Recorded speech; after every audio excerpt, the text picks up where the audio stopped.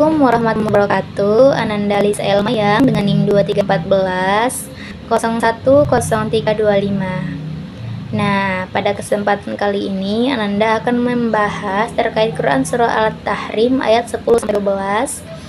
Nah, kita masuk kepada terjemahannya terlebih dahulu di ayat 10. Pada ayat ini Allah membuat perumpamaan bagi orang-orang kafir, yaitu istri Nuh dan istri Lut. Keduanya berada di bawah naungan dua orang hamba yang soleh di antara hamba-hamba kami.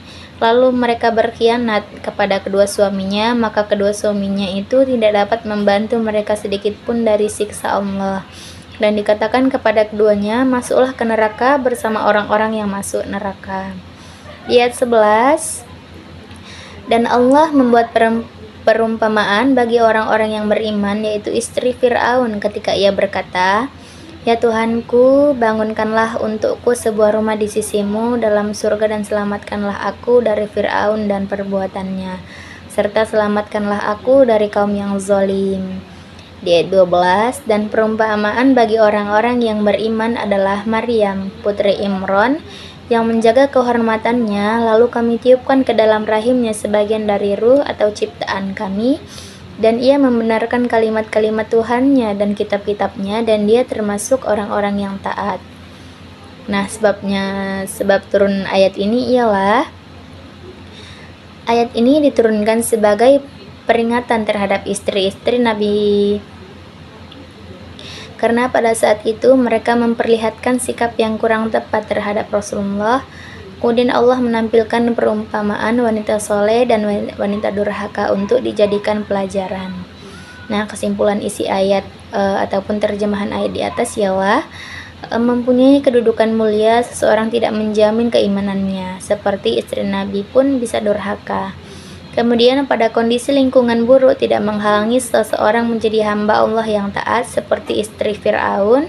Kemudian Maryam menjadi simbol kesucian, ketakwaan, dan ketaatan luar biasa, dan bisa dijadikan panutan bagi kaum Hawa. Nah, dari kesimpulan dan terjemahan serta asbabun nuzul Quran surat Tahrim ini dapat kita tarik relevansi dengan pendidikannya. Yang pertama yaitu pendidikan personal dan tanggung jawab individu, di mana ayat ini menegaskan bahwa kesuksesan spiritual dan moral adalah tanggung jawab pribadi, bukan karena kedekatan keluarga, jabatan, ataupun status sosial. Kemudian pendidikan keteladanan dan kesucian diri, yaitu Maryam dijadikan simbol pendidikan akhlak, kehormatan, dan pengendalian diri.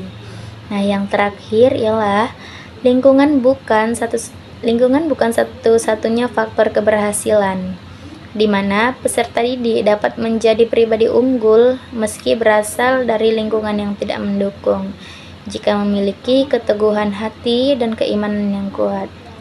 Nah, mungkin sekian yang dapat Anda sampaikan terkait penjelasan dari Quran Surah At-Tahrim ayat 10-12. Jika ada kesalahan, Ananda mohon maaf.